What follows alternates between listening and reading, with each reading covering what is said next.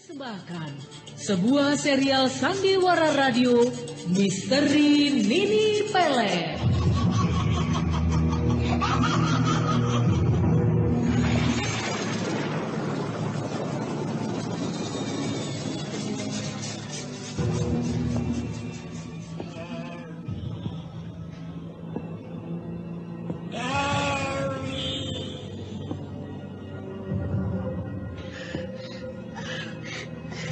Siapa itu? Siapa? Aku. Datanglah. Datang. Dewi. Dewi.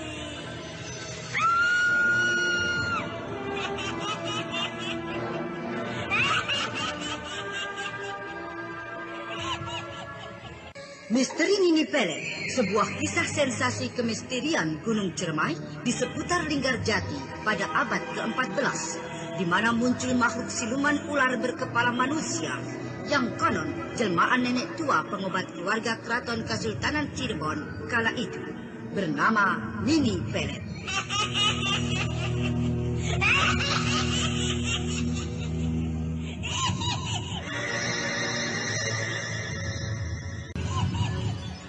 Naskah disusun oleh Ari Hidayat, teknik dan montase Moko ACB, dengan sutradara Dian Pertiwi. Datanglah. Datang.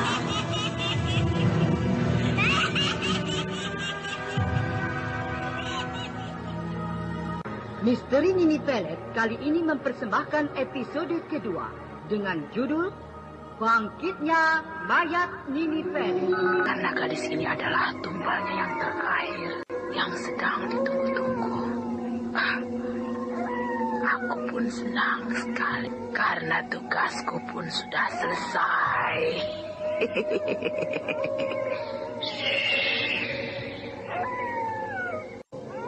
Aku akan berangkat membawa gadis ini ke puncak Gunung Ciremai, tempat Nini itu.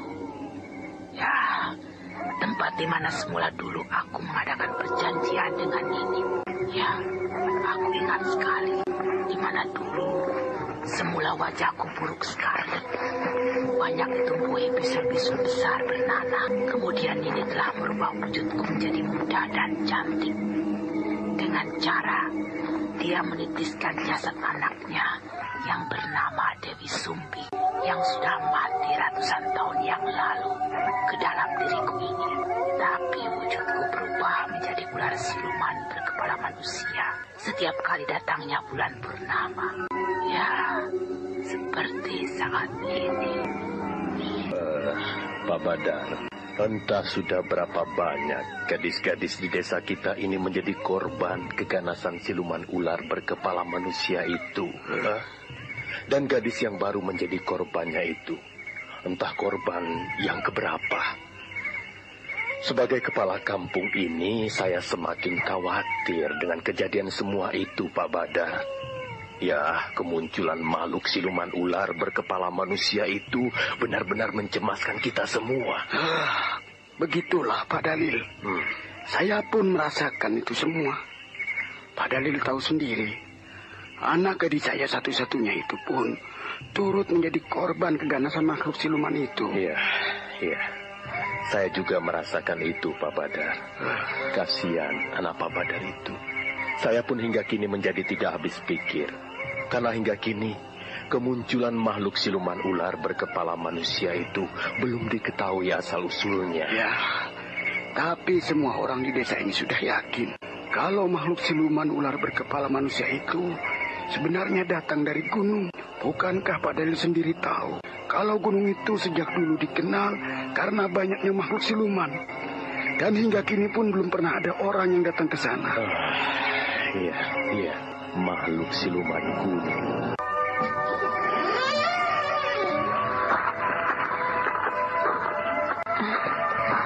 Kakang Jayasinggi, kenapa melamun kakak?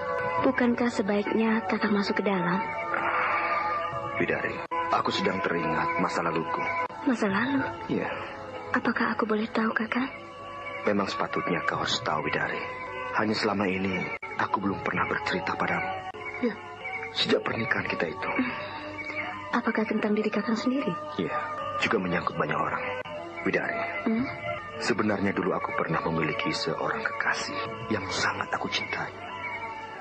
Bahkan kami saling menyayang dan berjanji akan segera menikah. Oh, betulkah itu, kakak? Iya, tapi semua itu gagal karena banyak persoalan yang datang, yang begitu tiba-tiba dan telah membuatku menjadi heran dan berpikir hingga kini. Peristiwanya memang aneh. Calon istriku Dewi Sumbi itu, yang semula diketahui telah lama mati dibunuh oleh pemuda gila bernama Raka. Ternyata dia masih hidup. Jadi calon istri kakang, Dewi Sumbi itu masih hidup? Lalu, apakah dia sudah tahu kalau kita sudah lama menikah, kakak? Entahlah, sebenarnya aku sendiri hingga kini tidak lagi tahu akan kabar dirinya itu. Kenapa kakang baru menceritakan hal itu sekarang, kakang? Jadi kakang Jaya Singgi menikah denganku, sebenarnya kakang sendiri sudah memiliki calon istri. Kakang terlalu. Tenang dulu, Widari. Calon istriku Dewi Sumbi itu memang belum mati. Tapi kini dia bukan lagi milikku. Dia sudah melupakan aku. Bahkan membenciku. Ya, sejak kemunculannya yang tiba-tiba dan membuatku heran. Dia banyak sekali perubahan. Dan ternyata diam-diam dia telah lama menjalin hubungan dengan restu adikku itu. Hingga kini aku pun sangat membenci Dewi Sumbi. Aku sangat sakit hati dibuatnya. Kakang tidak bohong? Iya, kenapa? Rupanya kau cemburu, Widari. Widari, ketahuilah, hingga saat ini aku masih menaruh dendam dengan Dewi Sumbi itu. Bahkan juga dengan restu adikku. Karena dia telah membuatku muntah darah dan pingsan. Ketika aku berkelahi dengannya, ya, aku dendam dengan restu. Aku masih menunggu dia. Jangan, kakang.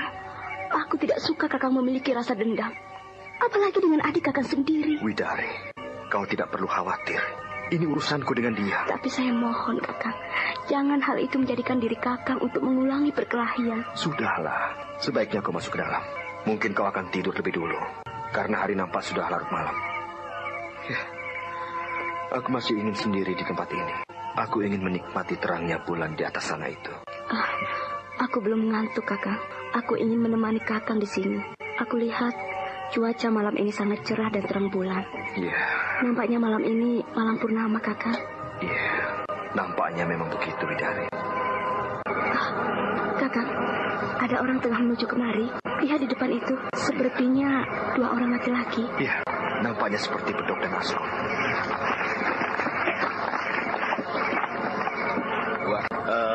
Belum tidur, Den Jail? Sepertinya Den Jail sedang asik. Kalian juga belum tidur? Belum, Den. Habis belum ngantuk.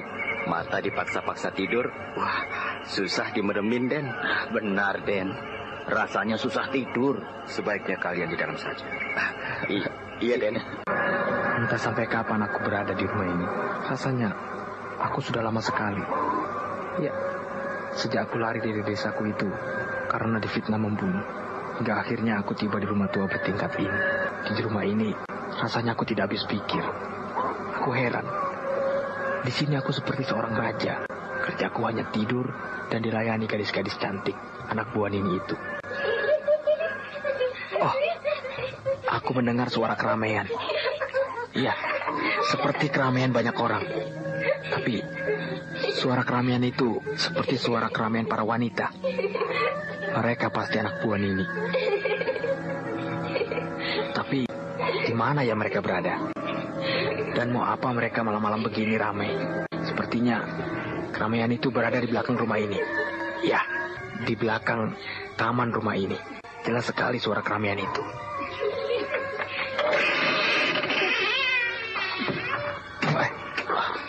Ada orang masuk. Oh, seorang gadis cantik dan beberapa orang gadis pengiringnya. Sepertinya mereka sering kali melayani aku di sini. Ya. Iya. Kenapa Raden seperti heran? Bukankah malam ini Raden akan dinobatkan menjadi pendamping Nini di dengan kami? Dinobatkan? Untuk apa? Raden akan dinobatkan sebagai Raden Adijaya, pemuda pujaan Dewi Sumbi, anak Nini. Makanya malam ini kami disuruh Nini menjemput Denmas. Menjemputku? Untuk apa? Aku masih tidak mengerti maksud semuanya itu. Denmas nanti akan mengerti. Sekarang, mari ikuti kami, Denmas. Mereka semua sudah kumpul menunggu kedatangan Raden. Mari, Raden. Oh, rupanya benar dugaanku. Keramaian aku dengar tadi bersumber dari belakang rumah ini. Oh, banyak sekali gadis-gadis cantik di tempat ini. Mau apa mereka berkumpul di tempat ini? Sepertinya mereka sedang menunggu sesuatu. Maksudnya apa? Mereka semua menghadapi sumur tua itu. Ya, sumur tua yang ada di dekat kuburan Nini Pelet itu. Raden, mari kita ke depan sana. Raden harus berada di depan dekat sumur itu. Untuk apa? Biar aku di sini saja. Tidak, Raden. Raden harus berada di depan sana. Karena ini semua perintah Nini. Mari, Raden. Ya, mari. Raga lalu mengikuti gadis itu menuju ke dekat sebuah sumur yang berada di dekat kuburan yang diketahui Raga kuburan Nini Pelet. Namun ketika dia tiba di tempat itu, Raga terkejut karena dilihatnya kalau di tempat itu nampak Dewi Sumbi yang berwujud ular berkepala manusia tengah bersujud menghadapi sumur tua itu. Makhluk siluman ular berkepala manusia. Siapa dia? Kenapa terkejut, Raden? Siapa makhluk siluman itu? Itu calon istri, Raden. Calon istriku? Aku tidak mau. Aku takut. Raden harus mau. Raden pasti akan heran jika melihat dirinya itu akan berwujud manusia biasa seperti Denmas nantinya. Ayo, kini bersujudlah Denmas, menghadap ke sumur itu. Dekatilah makhluk siluman itu, Denmas. Ayo, Denmas, nanti Nini segera datang. Iya. Makhluk itu menghadapi seorang gadis. Iya, gadis itu berbaring di hadapannya. Gadis itu calon korban Nini yang terakhir. Ayolah, Denmas, jangan banyak tanya lagi. Iya. Aku akan sujud berdekatan dengan makhluk siluman itu.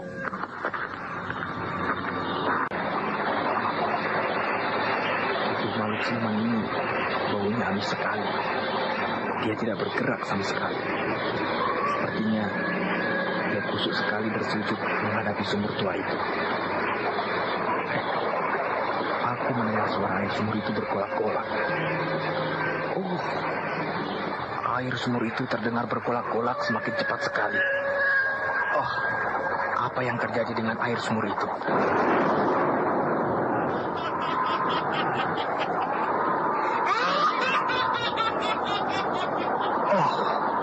Seorang nenek tua berwujud siluman ular berkepala manusia muncul dari dalam sumur itu. Rupanya air sumur itu air darah. Ya, nenek tua itu tubuhnya basah dengan darah. Wangi sekali. Selamat malam pengikutku semua.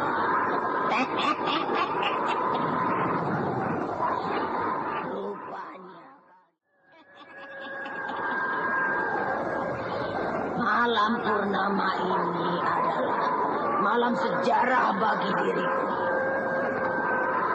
Karena malam ini, keinginanku yang sejak lama aku idam-idamkan untuk membangkitkan rohku hidup kembali seperti zaman dulu akan segera terlaksana.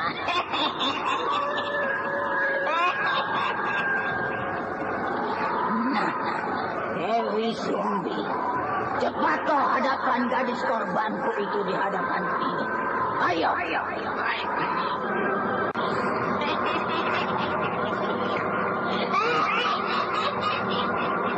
Korban terakhirku sebagai pesanan sudah merasuk jiwa.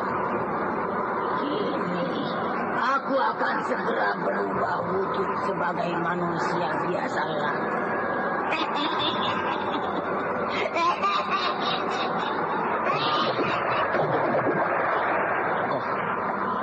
Nenek tua itu masuk kembali ke dalam sumur setelah dia puas memangsa dan mengisapi darah gadis itu. Mau apa lagi dia masuk? Nenek tua itu muncul lagi dari dalam sumur itu. Tapi kini dia berwujud manusia biasa. Ya, dia berwujud seorang nenek dengan pakaian bagus. Dia bagaikan seorang ratu dari sebuah kerajaan. Ini aku hidup kembali.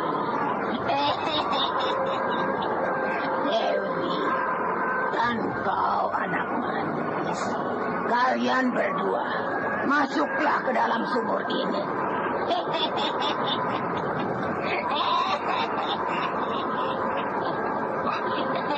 Aku harus masuk ke dalam sumur darah itu. Iya. Ayo. Masuklah bersama Dewi ke dalam sumur ini. Karena kau harus aku nobatkan. Cepat. Iya, baiklah.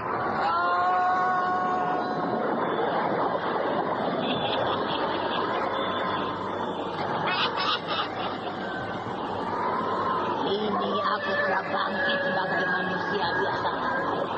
Dan kini aku tinggal menunggu dua orang pengikut yang segera aku nobatkan menjadi pendamping. Mereka kini sedang berada di dalam sumur.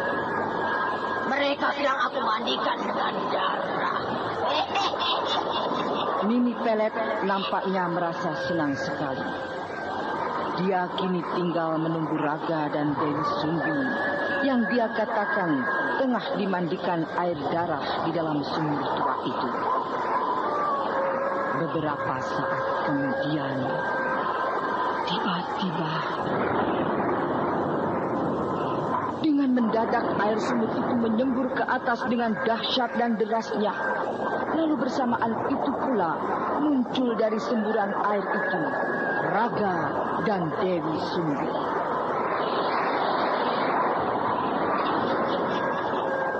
Kalian sudah selesai aku mandikan dengan air darah. Oh, kini diriku berpakaian lengkap. Bagus sekali pakaian aku pakai ini. Ya, seperti pakaian kehormatan. Aneh. Padahal semula aku berpakaian compang-camping. Kenapa kau heran, Kakang? Seorang gadis cantik. Siapa kau? Akulah Dewi Sumbi kekasihmu. Akulah yang Kakang lihat semula sebagai makhluk siluman ular berkepala manusia itu. Oh, benarkah begitu? Ya, wujudku memang seperti itu. Jika setiap munculnya bulan purnama. Anak-anak, mendekatlah kalian padaku. Ayo. Mari, Kakang. Mari. Oh, iya, mari. Kami mengaturkan sembah junjunganku. Kami juga. Aku senang. Aku senang sekali. Ini aku merasa seperti hidup di zaman 199 tahun yang lalu. Ampun ini.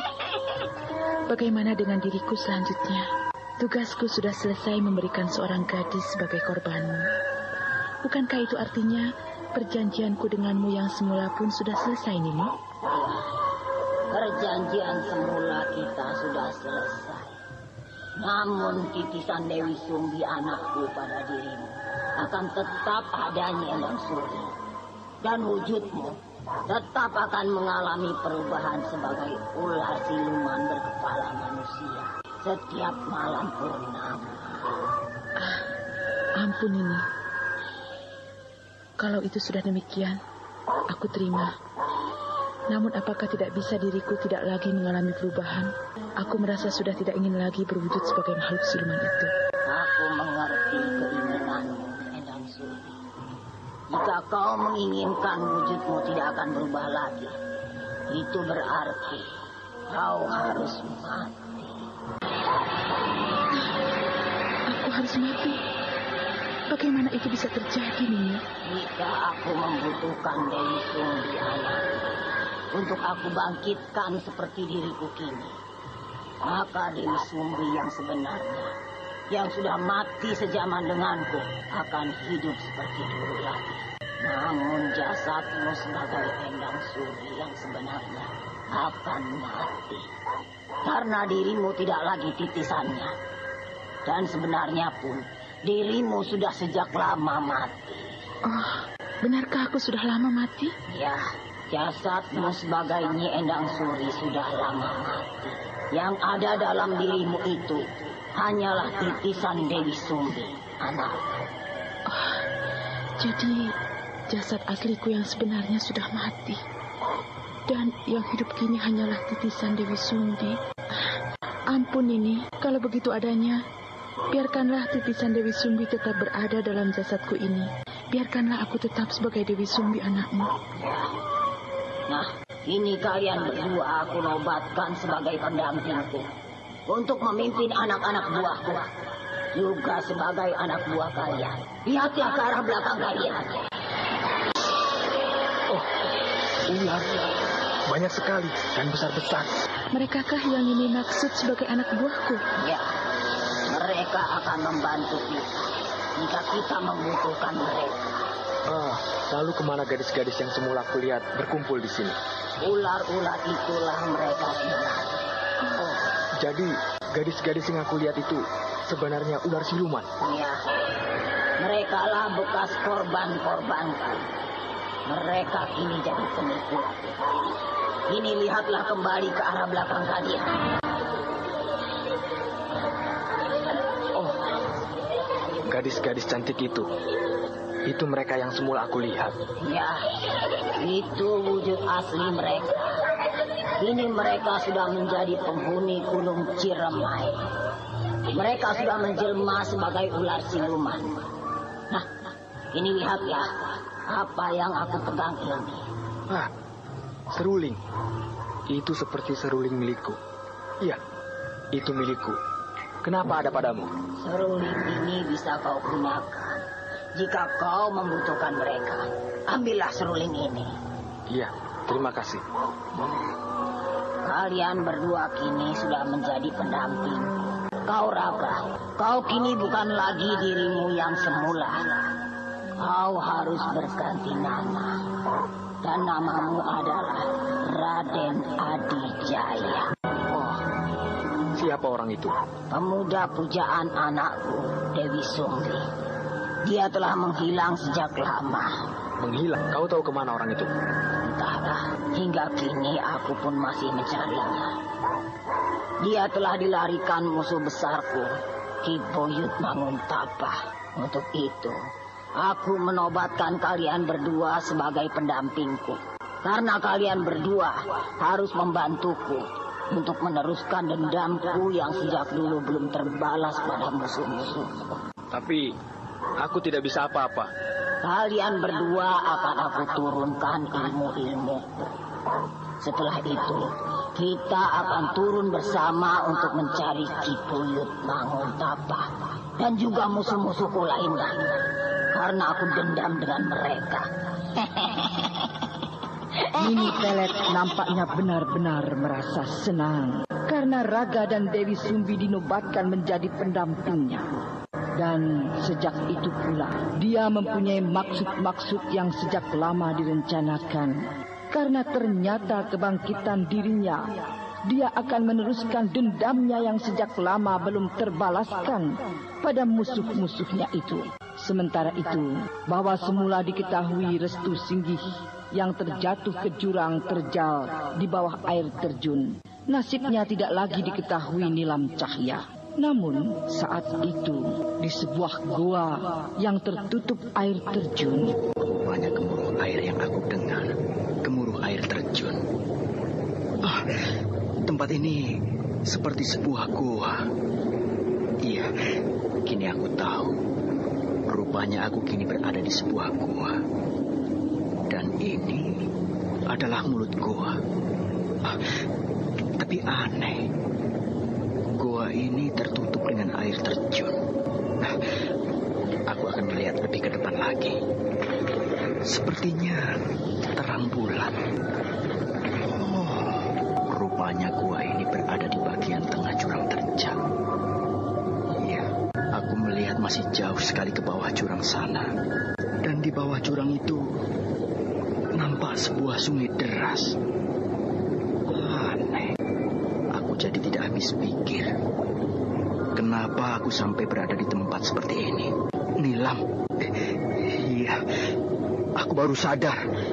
Bukankah semula aku bersama Nilam? Iya, aku ingat sekarang. Waktu itu aku pingsan. Iya, aku ingat benar.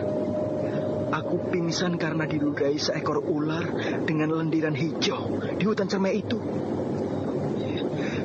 Dan seterusnya, aku tidak tahu apa-apa lagi. Apakah Nilam yang membawaku ke tempat ini? Tapi di manakah dia?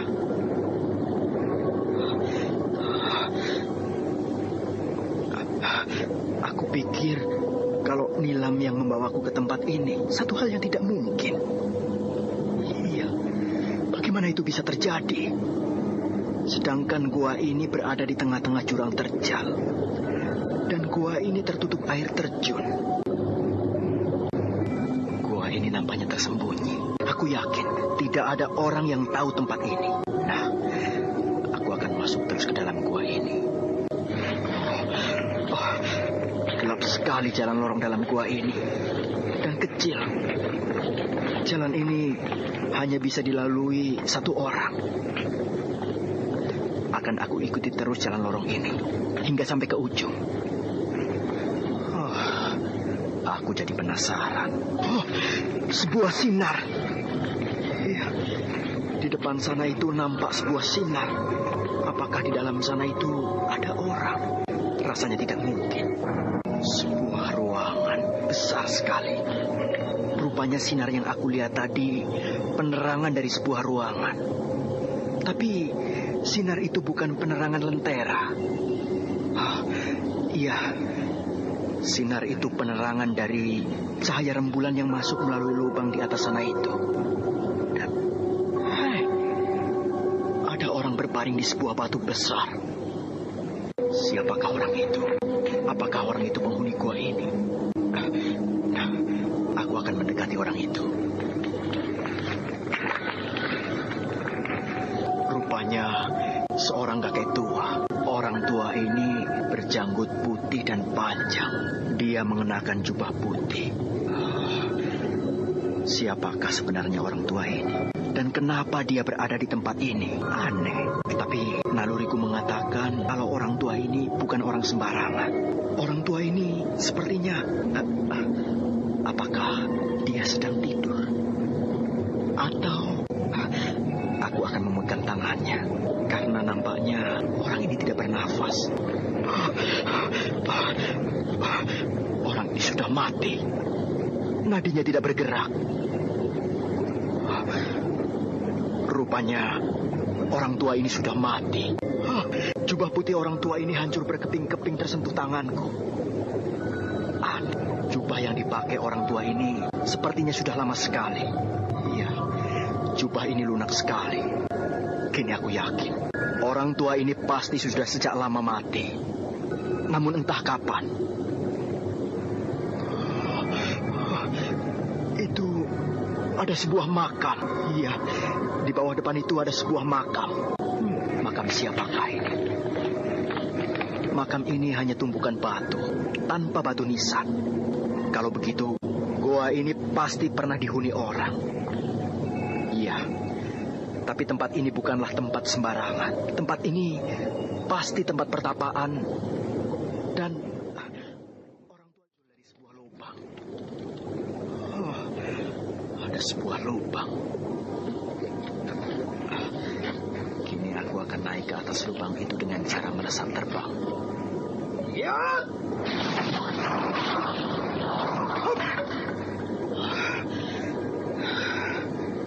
Kini aku sudah sampai di atas lubang ini. Hai, peti apakah itu? Aku akan mengambil peti itu.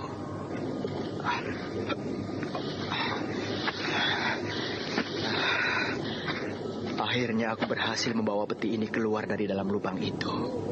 Apa isi peti ini? Sebaiknya aku turun saja dulu dari atas lubang ini. Aku akan melompat dari atas tempat ini.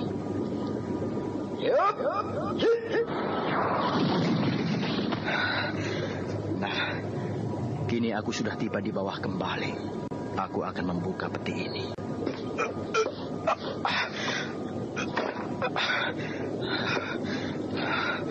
Keras sekali.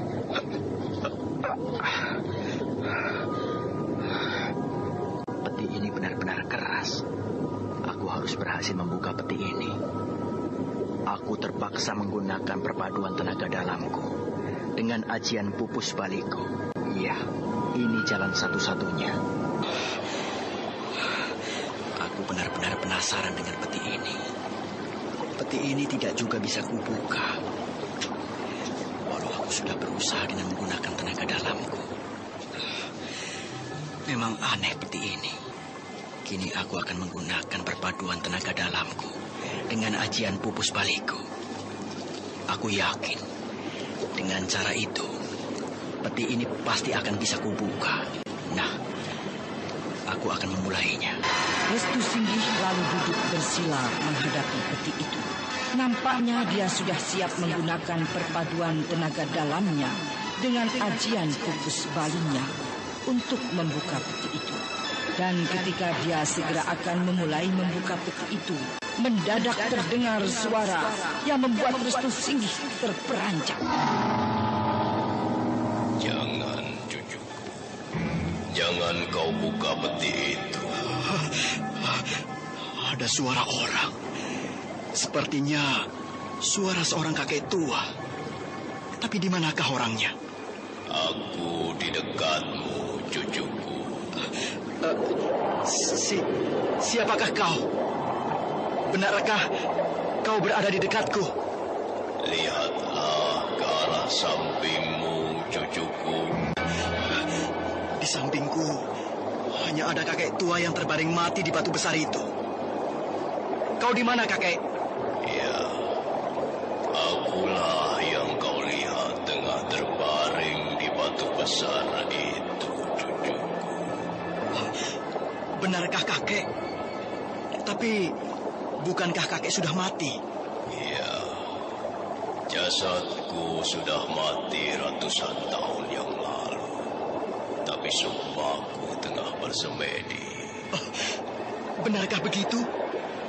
Lalu, siapa kakek sebenarnya? Kau bisa mengenalku dari tulisan yang ada di balik peti itu, cucuku.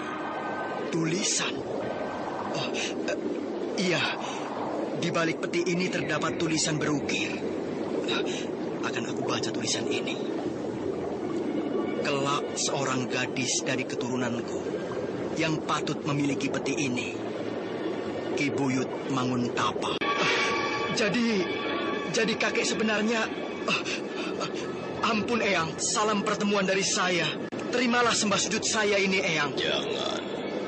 Jangan, cucuku. Tak sepatutnya kau bersujud di hadapanku.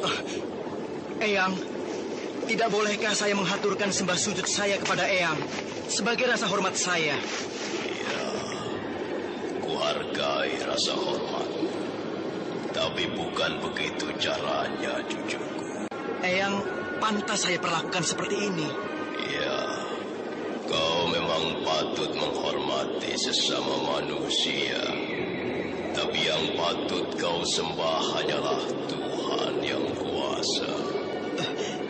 Eyang, tidak bolehkah saya menghormati cara demikian? Karena saya sangat mengagumi Eyang. Kehebatan Eyang yang sudah saya dengar dari guru saya. Cucuku, keberadaanku sebagai manusia sama denganmu. Meskipun harkat dan derajat kita saling berbeda, namun itu bukan jaminan nilai diriku lebih hebat, cucuku. Tidak ada manusia yang hebat, cuma mereka yang mau berusaha yang patut kita hargai. Ampun, Eyang. Maafkan, saya terlalu menentang. Ya, aku hargai sikap bicaramu, cucuku. Aku suka sekali sikap itu. Maaf, Eyang. Saya semula memang sudah terlalu berani memasuki ruangan ini. Dan saya terlalu lancang akan membuka peti ini. Ampuni saya, Eyang. Aku sudah memakluminya sejak kedatanganmu, cucuku. Ketahuilah, kedatanganmu ke tempat ini adalah atas keinginanku sendiri. Karena kebetulan aku telah menolongmu. Eyang telah menolong saya? Ya, ketahuilah bahwa sewaktu kau terjatuh dari atas jurang itu, aku sempat menarik tubuhmu yang melayang ke bawah jurang terjal masuk ke dalam gua ini. Jadi sebenarnya aku terjatuh ke jurang. Lalu bagaimana mungkin Eyang dapat menarik diriku yang melayang ke bawah, Eyang? Sedang saya tahu kalau gua ini tertutup dengan air terjun. Kekuatan sinarku yang menarikmu, cucuku. Dan kau pun harus tahu bahwa semula kau pun dalam keadaan pingsan akibat pengaruh lendir hijau atau ilmu ludah melata dari ular itu. Iya, benar Eyang. Rupanya Eyang mengetahui semua kejadian itu. Eyang benar-benar hebat. Saya kagum dengan Eyang. Hanya sebatas kewajaran yang aku lakukan, cucuku. Semua itu kulakukan hanya untuk menolong dirimu. Kenapa Eyang sampai ingin menolong saya? Bukankah kita tidak memiliki hubungan apa-apa, Eyang? Sedang bertemu pun baru kali ini. Cucuku, melakukan kebajikan tidak dinilai dari rasa saling kenal saja. Siapapun manusianya yang butuh pertolongan, patut kita bantu. Dan aku menolongmu sesuai panggilan jiwaku sendiri. Karena kelak, kaulah orang yang aku butuhkan, cucuku. Benarkah begitu, Eyang? Ya, benar. Kini aku tinggal menunggu cucuku yang sedang dalam perjalanan. Siapakah dia, Eyang? Teman gadisku. Teman gadisku? Apakah yang Eyang maksud itu adalah Nilam? Ya, benar. Dialah cucuku yang masih ada keturunan denganku. Dialah yang sejak lama aku tunggu kedatangannya di tempat ini. Karena dia akan kuwariskan kotak itu. Jadi tulisan yang dimaksud ini diperuntukkan bagi Nilam, Eyang? Iya. Pentingkah sekali isi peti ini, Eyang? Nanti kau pun akan tahu, cucuku. Kini ku harap tetaplah kau berada di tempatmu. Duduklah dalam sikap tegap, bersila. Curahkan segala pikiran-pikiranmu pada hal-hal yang mengarah ke ketenangan jiwamu. Hingga kau berhasil mengosongkan pikiranmu tanpa terpengaruh apapun. Baik, Eyang. Saya akan melakukannya. Dengan perasaan yang khusyuk, Restu Singgih lalu melakukan segala apa yang diperintahkan Ki Buyut Manguntapa. Sementara itu, sore hari, ketika matahari akan tenggelam, di warung Pak Badar, nampak Pak Badar tengah sibuk seorang diri. Sejak tidak adanya Widari, warungku ini kembali menjadi sepi sekali. Biasanya kalau sore hari begini, tengah banyaknya orang-orang di warung. Tapi kini, satu pun aku tidak melihat orang yang datang kemari. Nampaknya hari sudah semakin sore. Matahari sudah akan tenggelam. Sebentar lagi hari akan gelap. Sebaiknya aku siap-siap saja untuk menutup warung ini. Pak Badar menuju keluar warungnya. Dia segera menutup warungnya itu. Namun ketika dia tengah sibuk, mendadak dia dikejutkan dengan munculnya seorang nenek bongkok berdiri memegang tongkat di hadapannya itu. Selamat sore. Seseorang nenek bungkuk. Oh, menakutkan sekali nenek itu. Giginya nampak bercaling, runcing sekali. Rambutnya putih panjang dan diikat. Lehernya nampak melingkar sebuah kalung dengan gantungan tulang tengkorak manusia. Dan tongkat yang dipegangnya itu ujungnya berkepala ular. Aneh. Siapa nenek itu? Boleh aku duduk di warungmu ini, ha?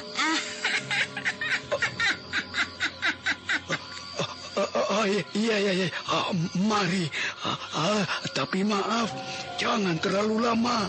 Sebentar lagi warung ini akan saya tutup. Kenapa harus ditutup? Bukankah hari masih terang? Tapi sebentar lagi matahari akan tenggelam. Bukankah hari gelap pun tidak apa-apa? Memangnya kenapa? Tidak ada pembelinya, Nek. Bukankah aku juga pembeli? Aku berada di warungmu ini hingga malam hari nanti.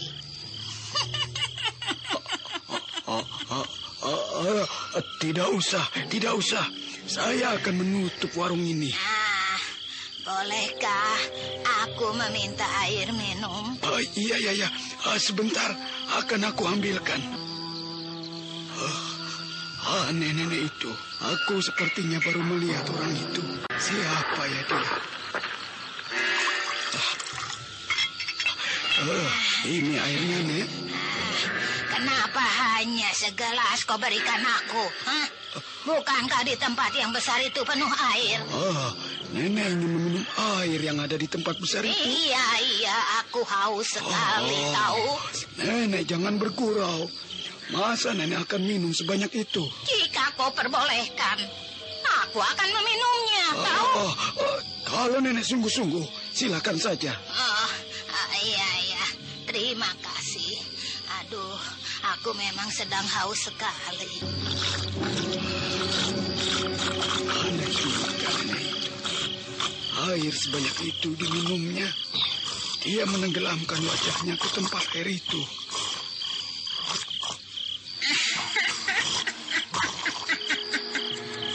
Aduh, kini rasa hausku sudah hilang.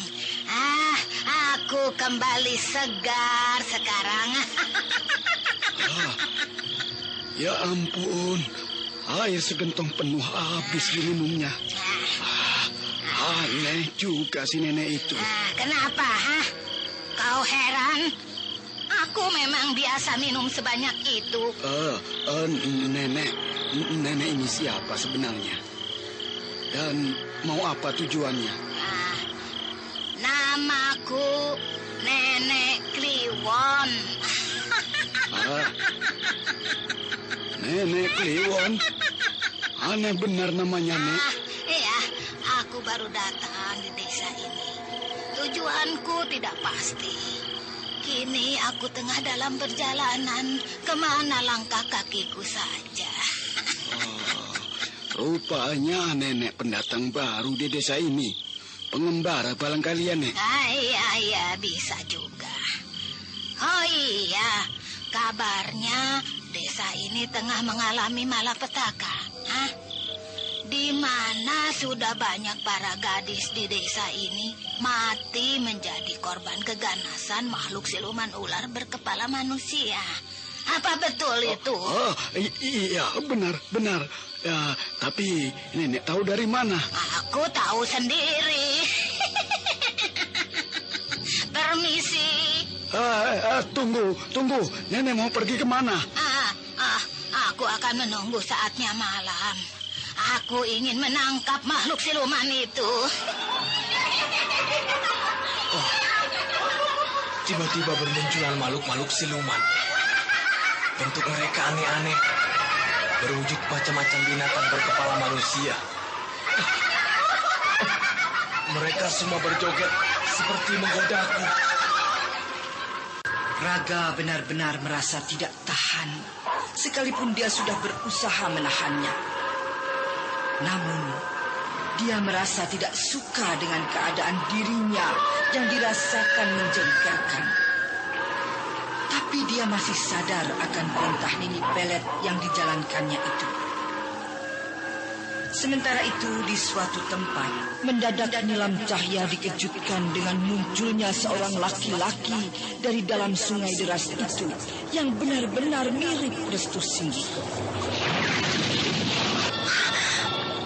Restu muncul dari dalam sungai deras itu. Ya, itu Restu. Dia berdiri di tengah-tengah sungai itu. Restu! Restu! Ini aku, Nilam! Nilam! Nilam! Kemarilah, Nilam. Mari. Datanglah kemari padaku, Nilam. Aku rindu. Mari. Kau memanggil-manggilku, Restu. Tapi aneh, kenapa kau berdiri di tengah sungai itu? Nilam, mendekatlah kemari, Nilam. Apakah yang berdiri di tengah sungai deras itu benar-benar Restu? Aneh sekali. Dia muncul dari dalam sungai deras itu. Tapi dia memang benar-benar Restu. Atau hantunya. Nilam, kemarilah, Nilam. Kenapa kau tidak menghampiriku? Apakah kau tidak mencintaiku? Nilam. Dia memanggilku sambil melambai-lambaikan tangannya. Apakah aku harus datang menghampirinya? Tidak, itu bukan Restu. Itu pasti hantunya. Dan jika aku menghampirinya, aku akan tenggelam di sungai deras itu. Nilam, cepatlah. Kenapa kau biarkan aku seorang diri di sungai ini? Mari, mendekatlah, Nilam. Aku mencintaimu. Ayo. Tidak, tidak. Kau saja yang kemari. Kalau benar-benar Restu kekasihku, kemarilah kau. Kenapa kau tidak mau, Nilam?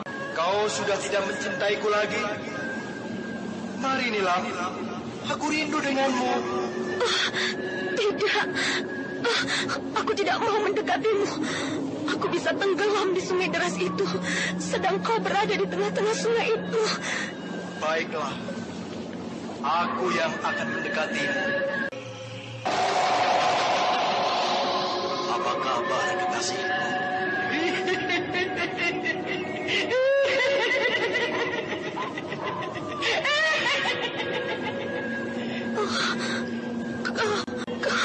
Benarkah kau Restu?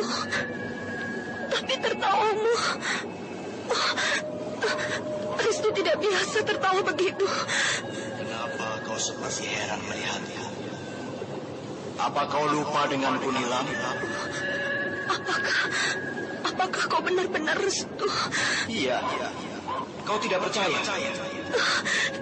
Jadi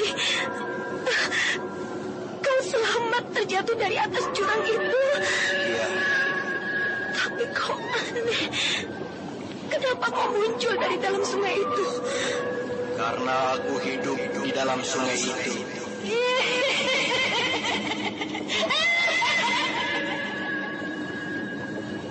Kau hidup di dalam sungai itu? Aneh. Aku tidak percaya. Itu tidak mungkin. Kau pasti bukan Restu. Kau...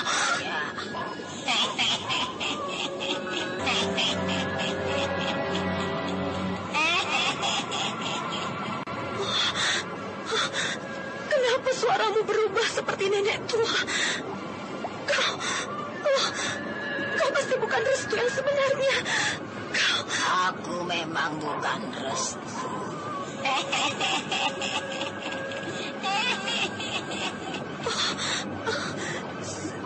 Siapa kau sebenarnya? Perhatikanlah diriku baik-baik. Dengan perasaan berdebar-debar, sambil kedua matanya memandang tegang, Nilam Cahya memperhatikan orang itu. Lalu beberapa saat kemudian, perlahan-lahan orang itu berubah wujudnya menjadi seorang nenek tua. Dialah Nini Pelet.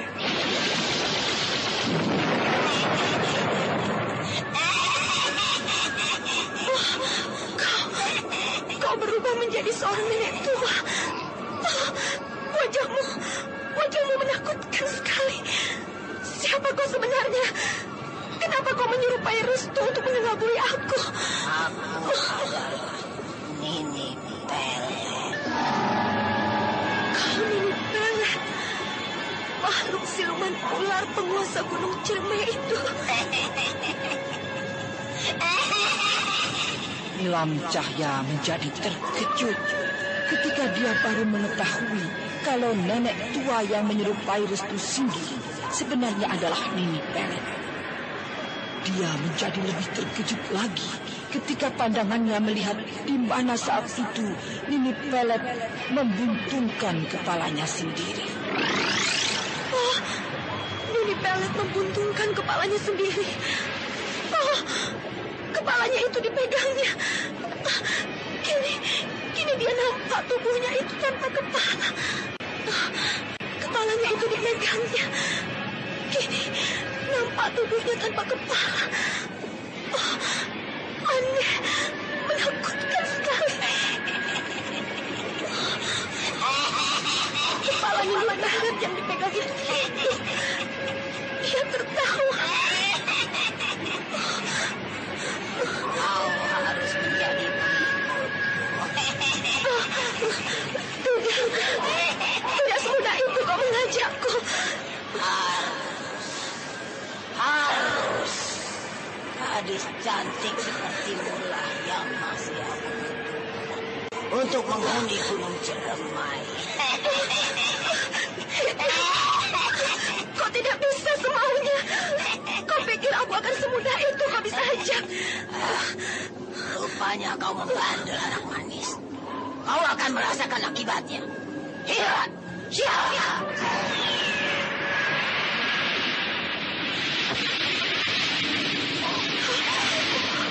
Kepala Nini Pelet memutari diriku. Aku khawatir kepala itu akan menempel di diriku. Ini berbahaya. Dia bisa menghisap darahku. Aku akan menghajar kepala itu. Nilam Cahya mendadak menyerang kepala Nini Pelet yang memutari dirinya itu. Kepala itu terus berputar menghindari serangan Nilam Cahya. Dan kemudian tiba-tiba kepala Nini Pelet melekat tepat di pundak Nilam. Tidak, lepaskan.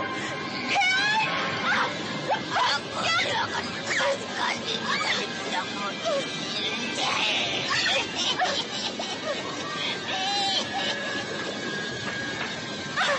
Jahanam, lepaskan.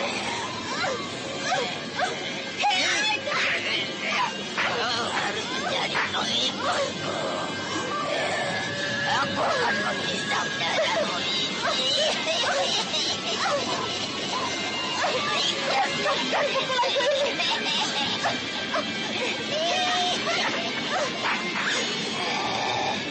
Kalau kau pukuli kepalaku ini, aku tidak akan melepas gigitanku. Tanganku sudah penuh dengan darah kepala itu. Aku harus berusaha melepas gigitannya.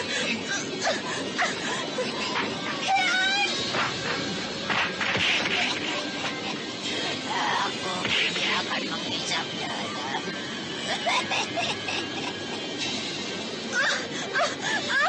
Tidak, lepaskan gigitanku ini.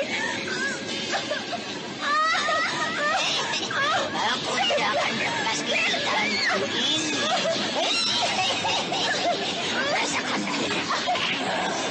Aku akan menghisap darahmu. Dan kau akan menjadi pengikutku.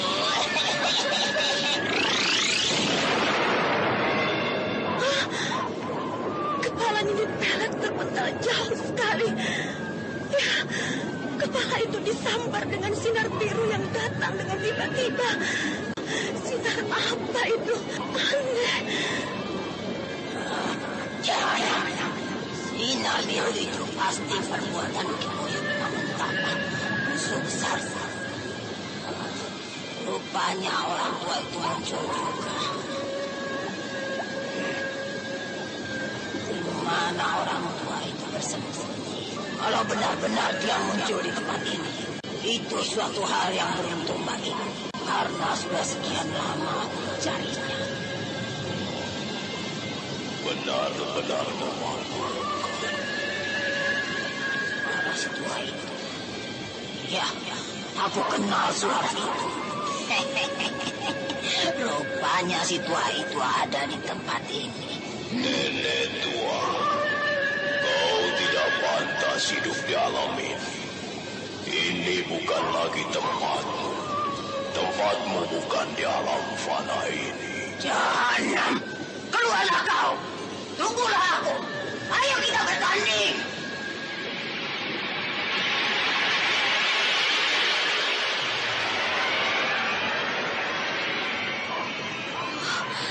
Kepala Nini Pelet itu melayang setelah dia bicara entah dengan siapa. Kepala itu menyatu kembali dengan tubuhnya.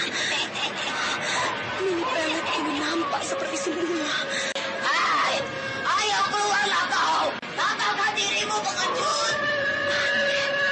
Bicara dengan siapa Nini Pelet itu sebenarnya? Hai! Ayo keluar Ki Buyut! Aku sudah siap menghadapimu. Ayo! Aku memang sudah sejak lama mencari dirimu. Kau sudah tidak pantas lagi hidup, nenek tua. Sepak terjangmu di alam ini sungguh memalukan. Orang sepertimu tidak pantas hidup kembali di alam fana ini. Ayo, kembalilah. Jangan lagi membuat petaka baru. Jahanam. Rupanya kau pun sudah tahu akan sepak terjangku selama ini. Kalau kau benar-benar merasa hebat, ayo hadapi aku. Tampakkan wujudmu. Ayo Ki Buyut. Nini Pelet rupanya tengah berbicara dengan suara-suara kakek tua. Ya, aku mendengar suara itu tadi. Dan Nini menyebut orang itu sebagai Ki Buyut.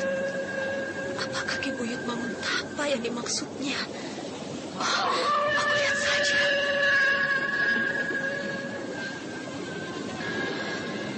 Rupanya kau masih belum juga mau menampakkan dirimu, Ki Buyut.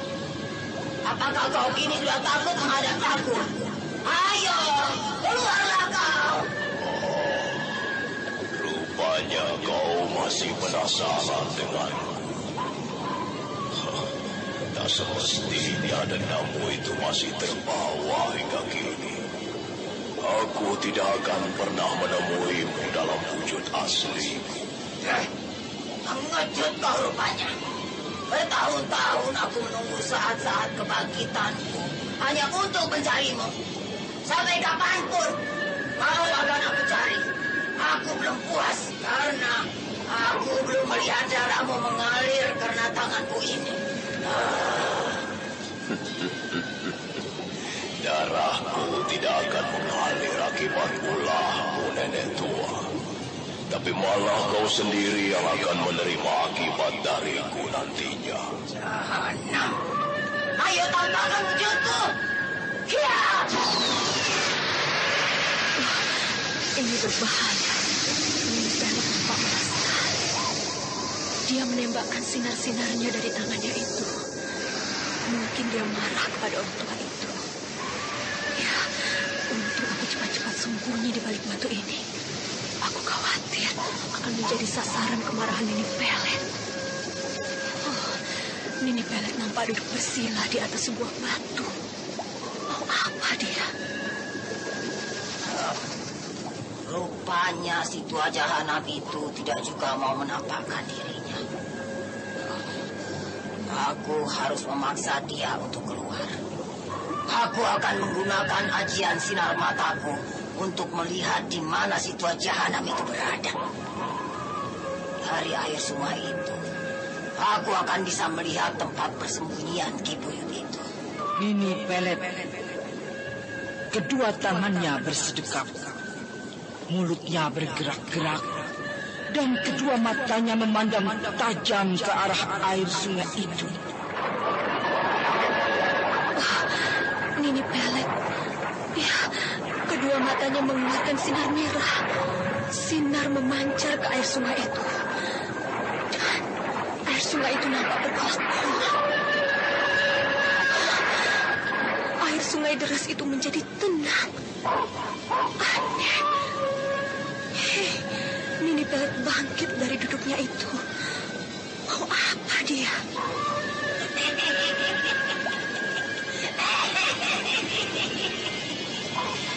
Dari air sungai itu, aku akan bisa melihat di mana Ki Buyut Manguntapa itu berada.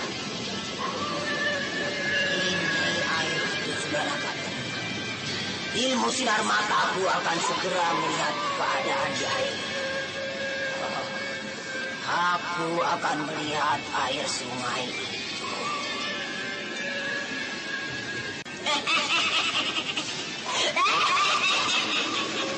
Ibu Yun, rupanya keadaanmu masih nampak seperti dulu. Kau tidak berubah sama sekali. Ayo, keluarlah kau. Hadapilah aku.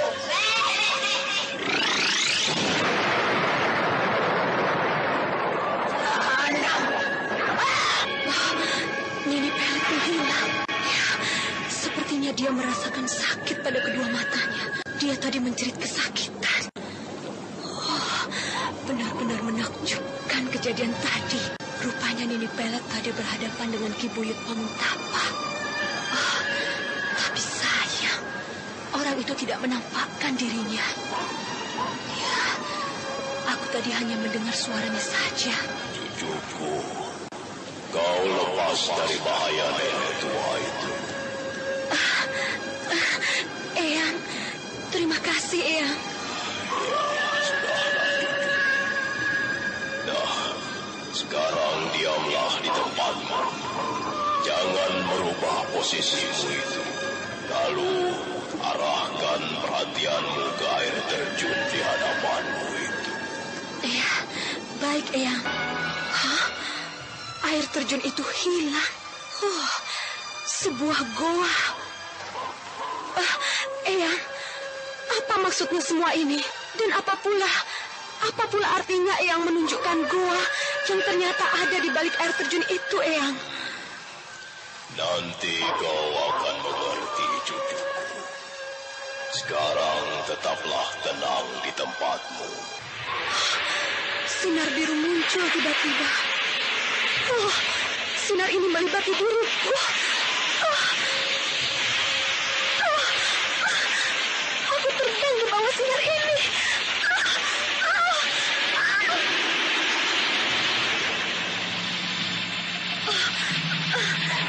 Sinar ini terus membawaku terbang. Nampaknya aku akan dibawa ke gua itu. Nilam cahaya terus dibawa oleh sinar biru hingga akhirnya diletakkan di mulut sebuah gua.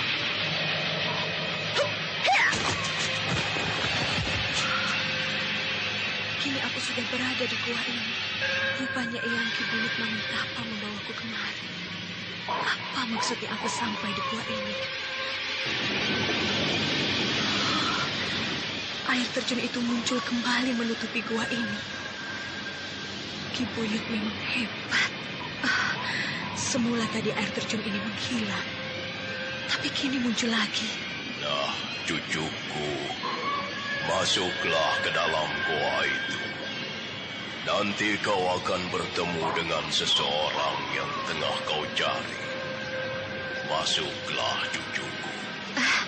Baik, Eyang. Nilam cahaya lalu masuk ke dalam gua itu. Dia terus melangkahkan kakinya di jalan lorong gua itu. Gelap sekali dalam gua ini. Siapa sebenarnya yang dikatakan Eyang Ki Buyut tadi?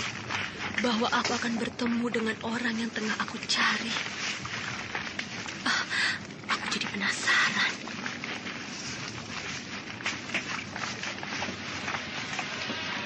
Nilam cahaya terus memasuki gua itu hingga dia tiba di sebuah ruangan di mana di tempat itu nampak Restu Singgih tengah duduk bersila menghadapi mayat Ki Buyut Manguntapa. Sebuah ruangan. Hei, itu seperti Restu. Ya, itu Restu. Dia tengah duduk bersila menghadapi seorang kakek tua yang tengah berbaring di hadapannya. Rupanya Restu masih selamat setelah terjatuh dari jurang itu. Tapi aneh, kenapa dia bisa sampai di gua ini? Akan aku dekati dia. Restu, Restu, kaukah itu? Nilam, kau... Nilam? Restu. Restu Sindih dan Nilam Cahya saling berpelukan dengan rasa haru dan bahagia. Keduanya nampak bahagia sekali. Kau selamat, Restu. Kau tidak apa-apa. Seperti yang kau lihat, aku tidak mengalami cedera apa-apa. Tapi kenapa kau bisa sampai di gua ini? Bukankah kau terjatuh di jurang itu? Eyang Buyut Manguntapa yang menolongku hingga aku selamat dan sampai ke tempat ini. Dan kau... kenapa kau pun bisa sampai kemari? Sama sepertimu. Aku pun dibawa Eyang Ki Buyut kemari. Rupanya kita sudah ditakdirkan, Nilam. Iya. Restu, siapa orang tua yang berbaring itu? Dialah Eyang Buyut Manguntapa. Eyang. Oh, bahagia rasanya aku kini, Eyang. Semua yang aku cari sudah nampak di hadapanku. Marilah kita mendekat ke Eyang.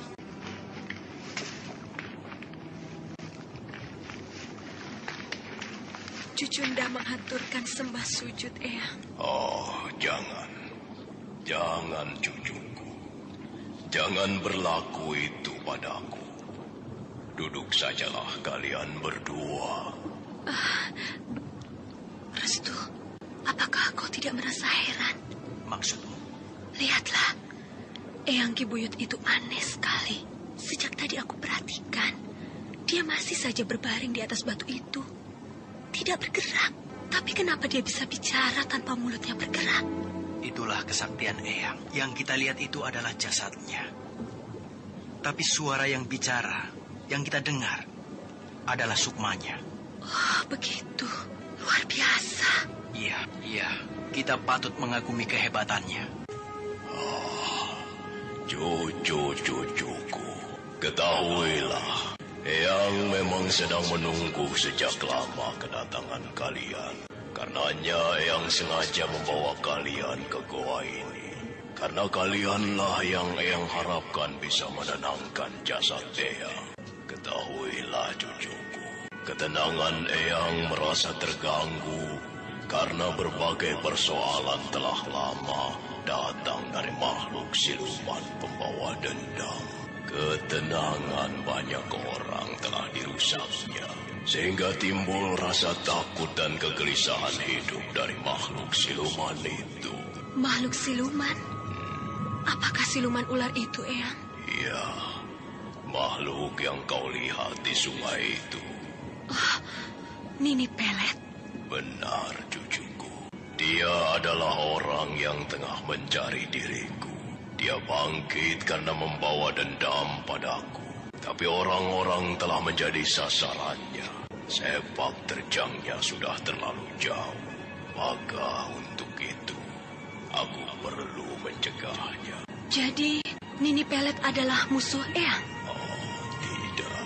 Eyang tidak pernah merasa memiliki musuh. Tapi dialah yang berbuat demikian. Dulu Nini Pelet hidup sejaman dengan Eyang. Dia dendam pada Eyang karena keinginannya untuk menjodohkan Dewi Sumbi, putrinya, dengan Raden Adijaya, putra Sultan Arya Mantala, muridku. Telah aku gagalkan. Karena aku cepat melarikan Raden Adijaya, muridku itu. Dan hingga kini mereka belum menemukan kami. Aku melakukan itu karena niat Nini Pelet sangat buruk. Dia ingin menjadikan Raden Adijaya sebagai darah siluman. Karena pada akhirnya kelak, Adijaya akan berwujud sebagai siluman ular.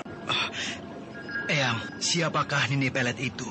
dia begitu kenal dengan Raden Adijaya, putra Sultan Arya Mantala, murid Eyang itu. Nini Pelet dulunya adalah abdi dalam keraton keluarga Sultan Arya Mantala, cucuku. Dia adalah seorang tabib pengobat keluarga keraton, tapi dia memiliki maksud-maksud jahat, sehingga aku mencegahnya. Lalu, di manakah sebenarnya Raden Adijaya berada, Eyang? Cucuku, kau lihat makam yang ada di bawahku itu. Nah, itulah makam Raden Adijaya, muridku, yang hingga kini belum diketahui siapa. Oh, jadi makam itu adalah makam Raden Adijaya. Oh, Restu, kenapa makam itu hanya tumpukan batu saja? Sepertinya bukan sewajarnya makam. Entahlah. Cucuku, ketahuilah, Dewi Sumbi putra Nini Pelet, saat ini dia pun sedang berusaha membangkitkan rohnya dan adiknya. Dan Nini Pelet sendiri masih bersikeras untuk mengawininya. Oh, jadi begitu. Aku kini mengerti. Nah, cucu-cucuku, kini kalian tetaplah berada di tempat kalian itu. Duduklah bersila dengan perasaan tenang. Ayo, lakukanlah. Baik, Eyang. Mari Nilam. Lakukanlah seperti apa yang aku lakukan. Duduk bersila dengan tenang. Ya, baik.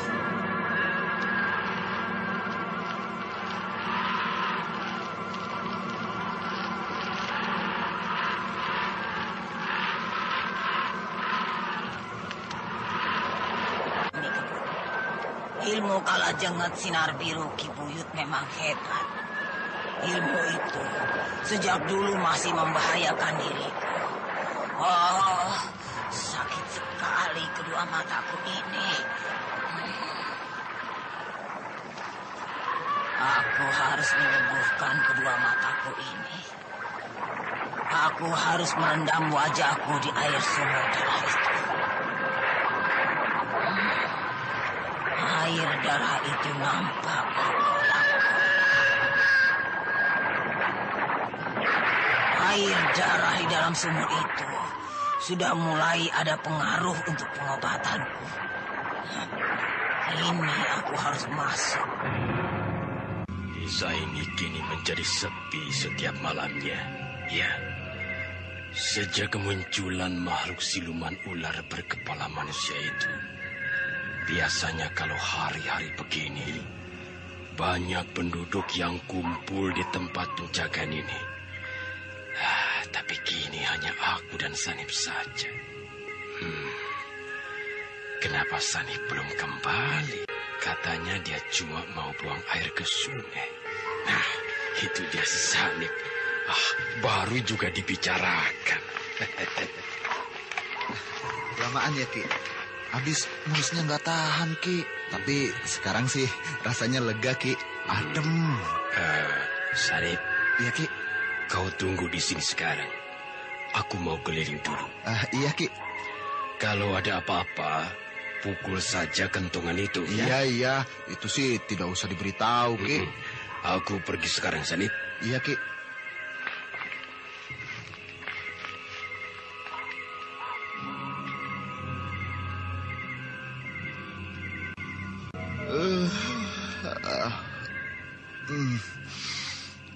Ngantuk sekali.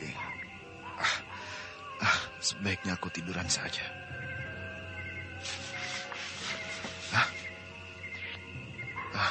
Aku mendengar gerak langkah kaki orang di antara daun.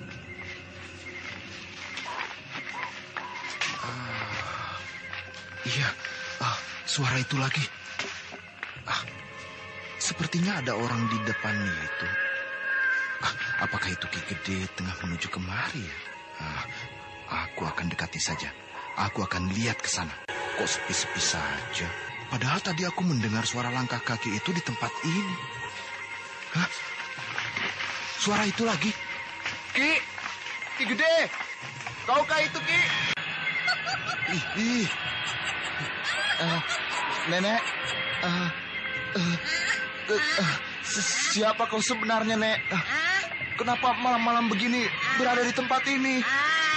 Aku adalah Nenek Kliwon. Nenek Kliwon? Ih, serem banget namanya. Memang sudah dari sononya.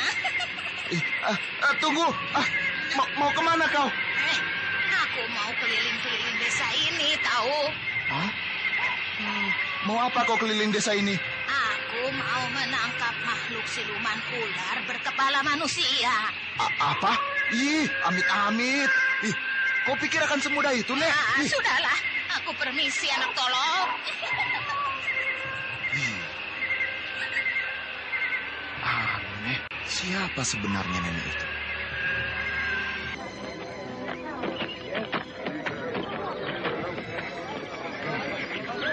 Pasar ini nampaknya tidak ada perubahan. Ya, sejak aku tinggalkan 10 tahun yang lalu. Tapi kenapa keramaiannya agak berkurang? Kemana aku harus bertanya tentang rumah paman? Soalnya aku sudah lupa sama sekali jalan menuju ke rumah paman. Nah, itu di depan sana ada orang. Aku akan tanya dengan orang itu.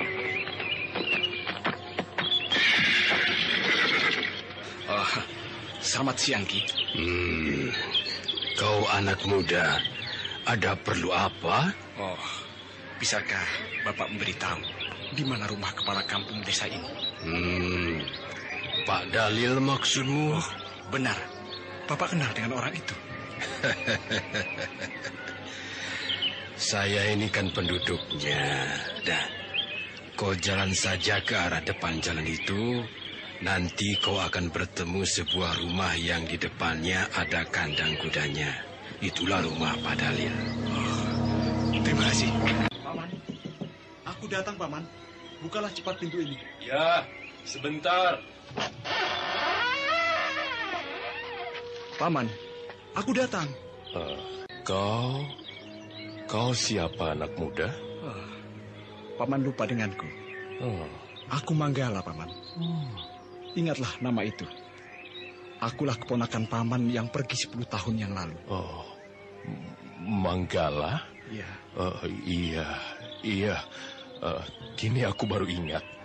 Kau Manggala keponakanku. Mari masuk. Ayo, masuk. Ayo. Terima kasih, Paman.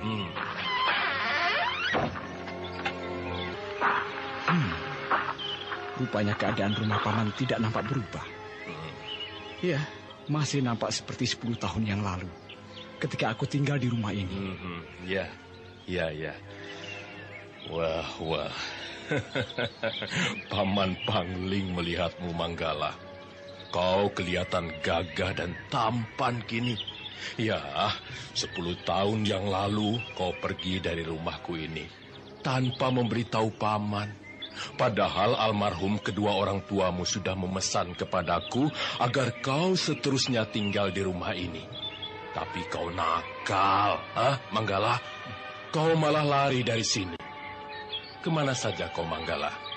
Saya pergi mengembara ke daerah seberang, Paman. Saya menuntut ilmu. Daerah seberang. Di mana itu, Manggala?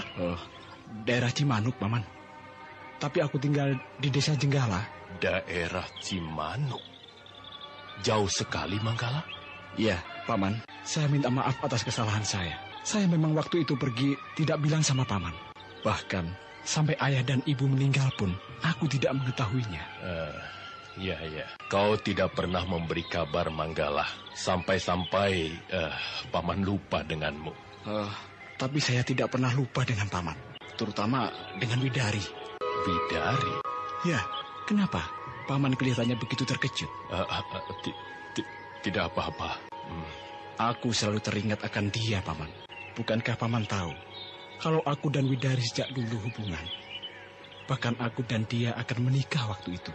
Tapi aku menolaknya dan pergi. Karena waktu itu aku belum siap sama sekali. Masih terlalu muda bagiku.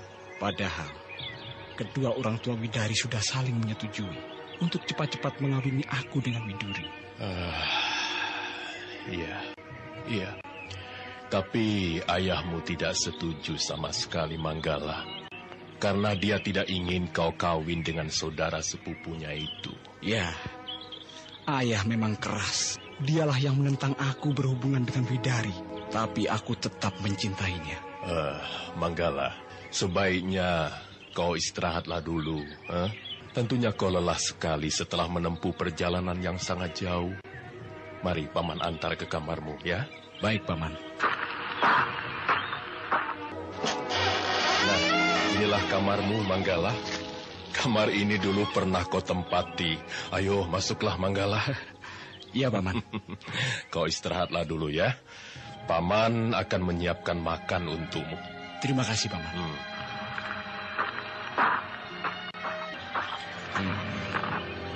Kamar ini pun nampak tidak ada perubahan. Ya, kamar ini masih nampak seperti 10 tahun yang lalu. Ketika aku tinggalkan, barang-barang di kamar ini pun masih yang dulu. Rupanya Paman tidak merubah kamar ini. Manggala segera akan beristirahat di ranjang tidur. Mendadak dia terperanjat ketika melihat sebuah selendang tergeletak di atas ranjang itu. Hah? Selendang? Sepertinya aku kenal selendang ini. Ya, selendang ini mengingatkan aku pada Widari. Kini aku ingat, selendang ini pasti milik Widari. Widari pasti ada di desa ini. Selendang ini indah sekali. Warnanya biru, penuh dengan gambar bunga warna-warni. Selendang ini mengingatkan aku kenangan manisku masa lalu bersama Widari.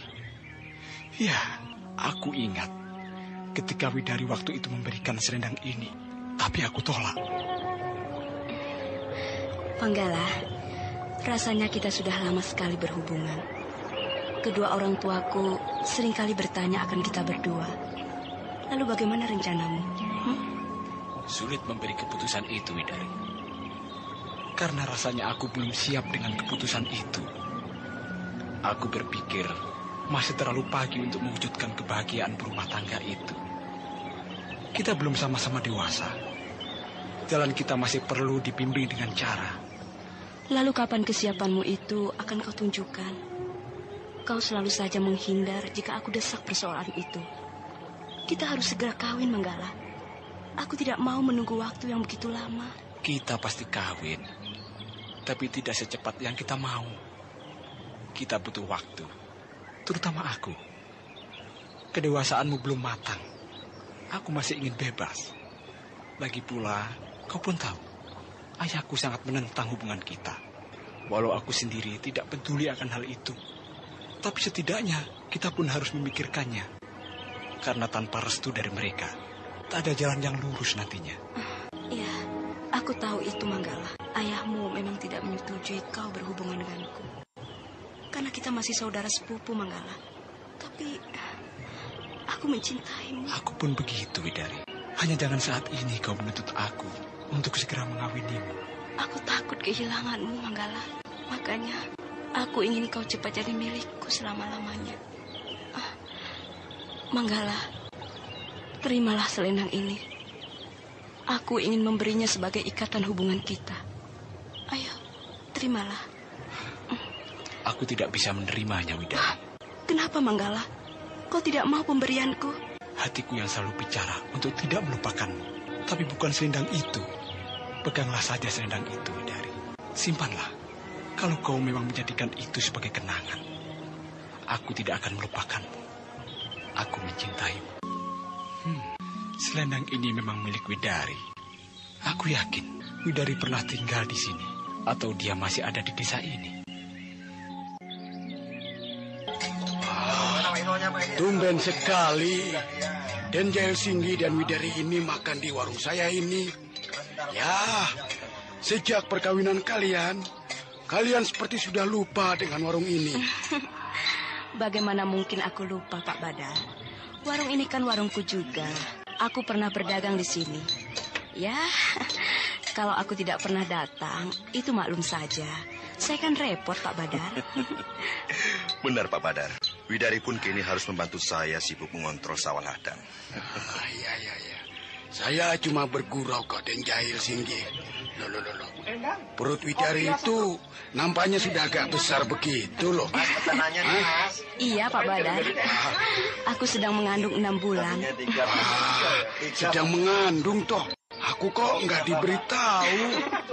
Pak Badar ini bagaimana? Bagaimana saya sempat memberitahu, Pak?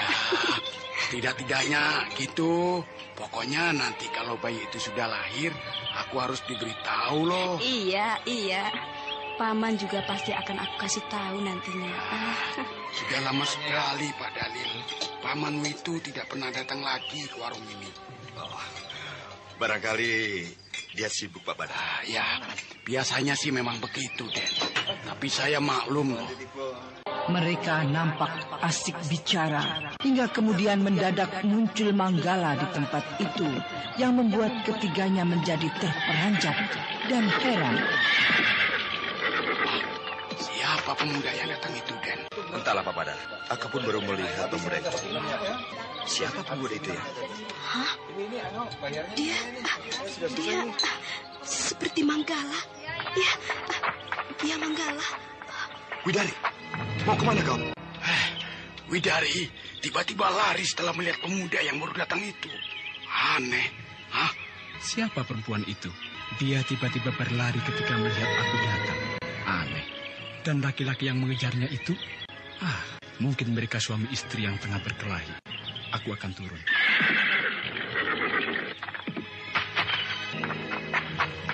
Selamat siang, Pak. Selamat siang. Mari silahkan, Den. Mari. Terima kasih. Mau makan apa, Den? Tidak. Kalau boleh, tolong saya minta airnya segelas. Jangankan segelas, lebih pun tak apa, Den. Sebentar ya, Den ya. Sejuk juga tempat ini. Ya, walau di tepi jalan begini. Ini airnya, Den. Terima kasih, Pak. Maaf, Den. Kalau boleh saya tahu, siapa Den ini sebenarnya? Sepertinya saya baru melihat. Namaku Manggala. Aku baru saja datang di desa ini. Aku tinggal di rumah pamanku, Pak Dalil. Pak Dalil? Jadi kau keponakannya Pak Dalil? Iya. Pantas tadi Widari itu lari. Jangan-jangan. Kenapa Bapak diam, Pak? Bapak seperti heran melihat aku. Tidak. Bapak hanya berpikir, kalau memang Den Manggala keponakan Pak Dalil, tentunya Den Manggala kenal dengan perempuan yang tadi itu. Perempuan yang mana, Pak? Yang tadi itu. Yang ketika Den Manggala datang, terus dia lari. Siapa memangnya dia? Dia itu kan keponakan Pak Dalil, Widari. Aku permisi, Pak. Terima kasih, Pak. Mari.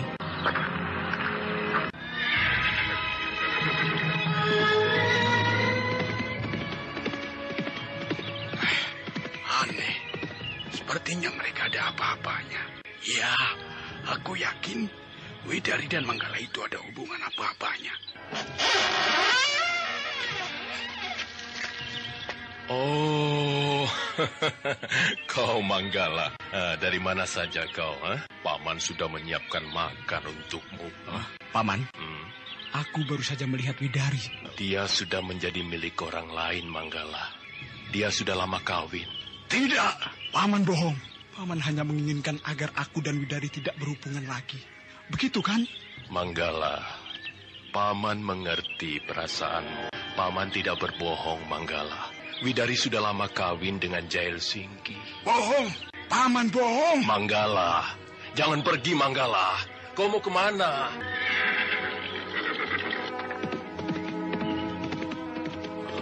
Mau kemana anak itu? Kasihan kau, Manggala. Paman tidak bisa menolongmu. Widari! Tidak! Widari, ada apa sebenarnya? Kenapa tiba-tiba saja kau lari ketika melihat pemuda itu? Ceritakanlah. Jangan menangis. Hapuslah air matamu itu. Tidak ada apa-apa, Kakak. Aku tidak kenal sama sekali dengan pemuda itu. Kau dusta. Kau dusta, Widari. Aku melihat sinar kebenaran itu. Bahwa kau sesungguhnya mengenali pemuda itu. Widari, aku paling suka orang yang berterus terang. Bukankah aku pernah berterus terang tentang masa laluku padamu? Tidak, Kakang. Aku tidak mau bercerita masa laluku. Aku sudah melupakan dia. Lalu, siapa pemuda itu? Tidak, Kakang.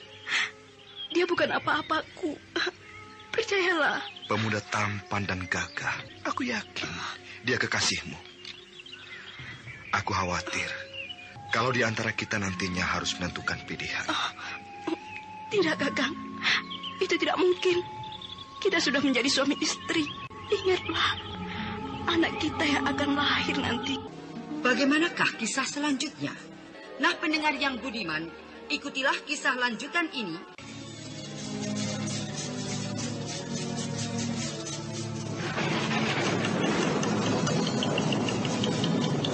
Nah, saudara pendengar, ikutilah kelanjutan Sandiwara Radio Misteri Nini Pelet. Sampai jumpa.